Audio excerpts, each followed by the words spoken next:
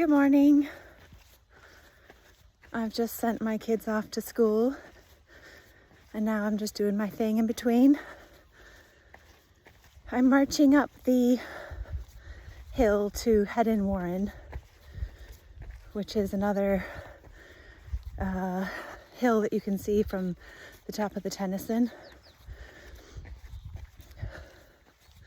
We went away for the weekend. We went to Shropshire to stay with some friends and we had a great time. But it's always great to come back to the island because it's so stinking beautiful. And the birds are out singing and the flowers are just popping open. Look at all this gorse behind me. It really feels magical when the sun's on your face.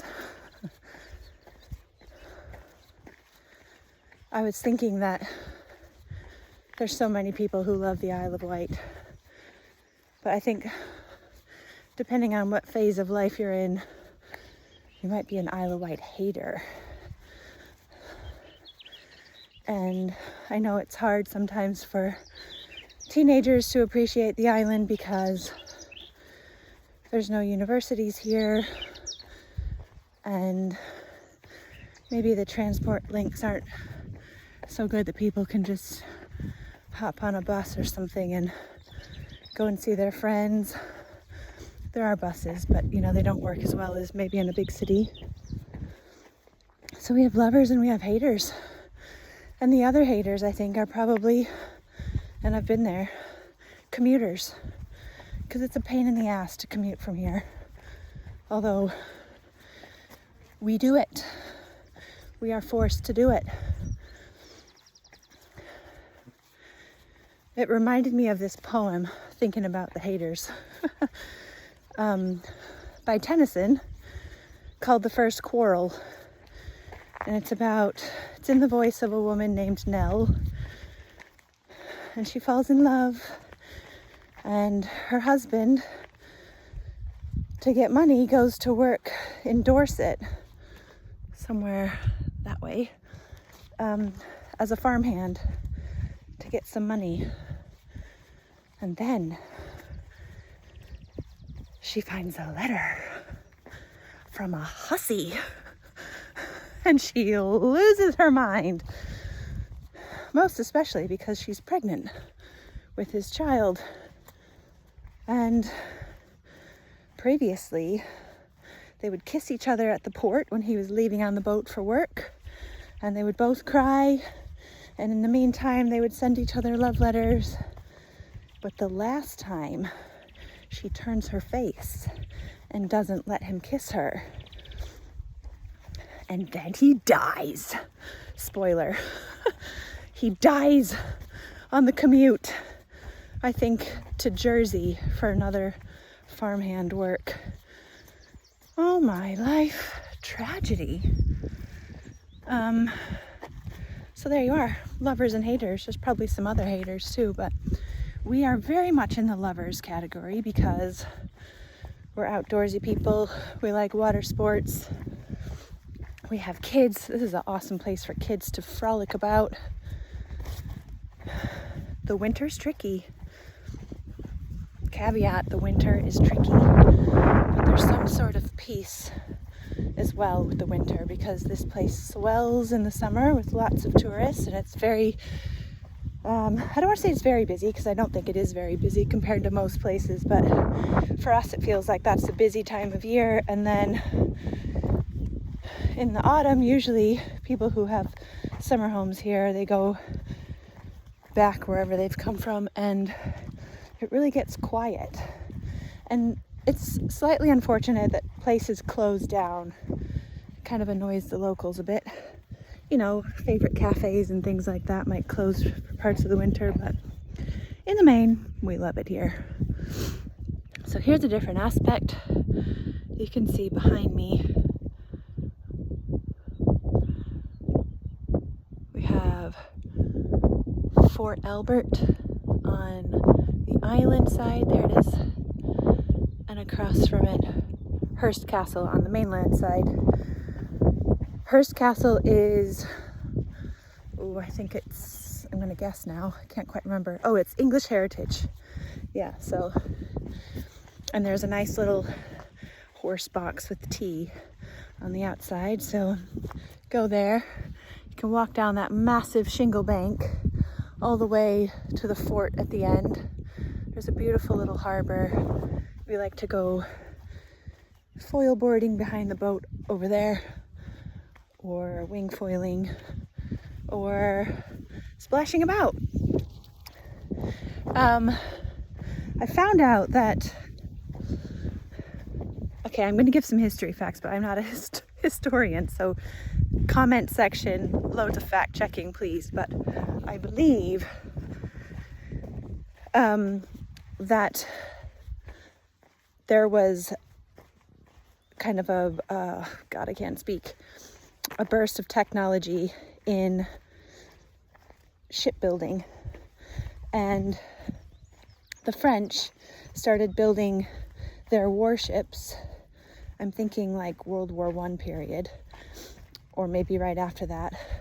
They started building warships out of metal, and that really alarmed England because all of the boats here were made out of wood. So they were pooping it, and they thought we better reinforce our land watch fortresses. Anyway, they built 5 forts in the West Wight alone. One of them was Fort Albert, and I'm walking out to another one called Hatherwood Battery. Then we have the Needles Battery, and gosh, I'm blanking on the others. Okay, I just had to remind myself. It's Golden Hill Fort in Freshwater, and Fort Vic, which is like Norton, Freshwater, Yarmouth area. So all those were built at the same time to protect England, the UK from invasion. And what they were mostly worried about was the port of Portsmouth, because that is an important military port. You got to come up here. You got to come up to Headon Warren because the views are stunning. Behind me, the Needles. So famous. So famously Isle of Wight. And Alum Bay is just down there. It has colored sands. The Victorians used to love coming to collect the colored sands. I think people still do. There's a pleasure park there, which is not so Victorian, or maybe it is actually, with a chairlift that goes all the way down, and rides for kids and things. If that's your thing, it's there. And Portsmouth is down that way. When someone told me that there's a historic shipyard in Portsmouth, I didn't think anything of it. I was like, probably not my thing. Not sure I'm that interested. It was amazing. It's like going to the V&A or some other amazing European museum, but it's on the actual ship. And you get to go through time on the ships and see how technology evolved. There's a lot of information there about battles fought right here in the Solent. You just have to imagine it when you're there, this exact scene in your head. That's where I was in my last video, up there. So this place is also really beautiful in the autumn because all of the heather turns purple. So you gotta come. The other place I haven't actually walked you out to yet because it's a long walk and it's way over there, but if you want to go into, those are the Coast Guard cottages I showed last time, and you can go into this National Trust site to see the battery, and there's I think, some caves down there. I don't know if you can go in them as a paying member or paying visitor, sorry. But there are caves under there that were important for World War II. That's a big parking lot. You can park somewhere near there. That's paid to park. If you can see down there, there is a few sneaky little spots that are free. And then you just walk up this road, and it looks like it's steep, but it's just mainly one hill and then mostly flat all along the way. Pack a snack, bring a picnic. In the summertime, there's a little cafe tea situation. Always got to know where your tea stops are around here. Yeah, it's amazing. The other important thing to say is that these beautiful beef have the best, happiest life grazing on this beautiful sun-sodden grass, are available as burgers and steaks from that farm over there called Warren Farm. Ancient farm, really lovely family. They also sometimes are open for tea or gin, and I think you can book it for parties. But if you're coming here and you want to have a barbecue, don't go to the supermarket, go to Warren Farm. Steaks, burgers, awesome. They just started doing their own milk too. Okay, that's it for now.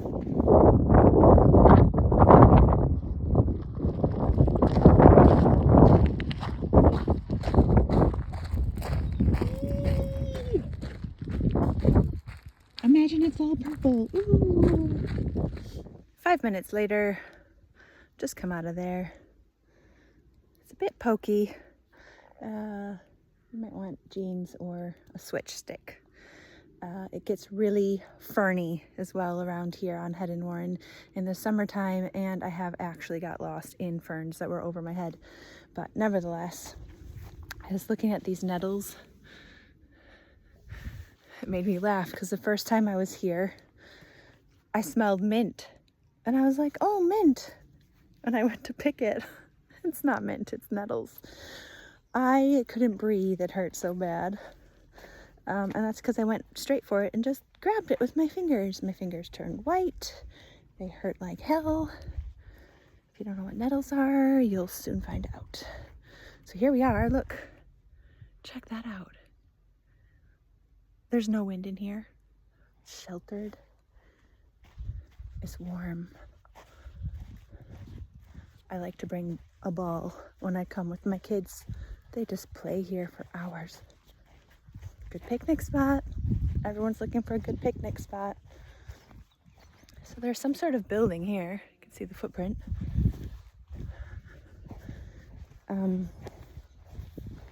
There's a picture I want to show you. It's in one of those cool books from the library where it shows these massive, massive guns coming down the high street in Totland, and they're stopped right in front of the fish and chip shop called Totty's and the post office.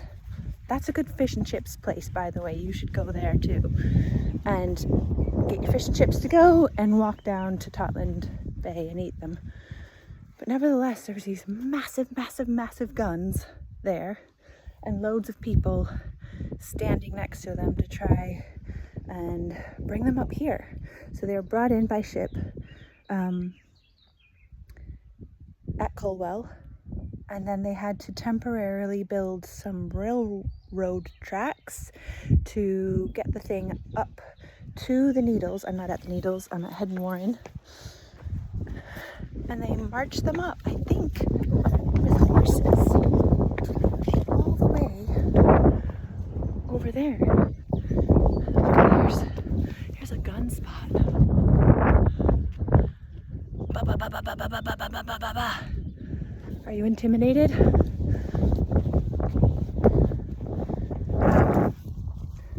I also read that the World War I guns were antiquated, and so the soldiers were ordered to throw them over the cliff, which they did. You can see that you probably might never see them again after you do that, but I believe that the military historian something or another group did actually go and rescue them. I don't know if you can see that, but there's chairlift here going down to the beach and twinkly music. If that's not your scene, because I don't think it's my scene, but I can imagine it would be fun for some people. If it's not your scene, go at like an off time. There's some steps you can walk down to Allen Bay. When that chairlift is off, it's practically a secret beach, because most people don't want to go there because it's far away from, I don't know, I guess main roads and things. Just go there. Tropical. We've had some amazing barbecues with friends all by ourselves down there. It's also a good place to bring your boat and to go spearfishing if that's your jam, but very dangerous at the Needles. Plenty of people go missing at the Needles. It is one of a very few number of burial at sea sites in the UK, because it is shit sure that your body will not come back. It will just whoosh go out to sea. So keep that in mind. Don't get too crazy out there by the Needles, but play it cool. The Allen Bay spot is really deep, and there's white rocks. There's a few to worry about. But in the main, the wind direction is right. Totally tropical, awesome spot to go. Okay, that's it for me today, and I'll see you next time.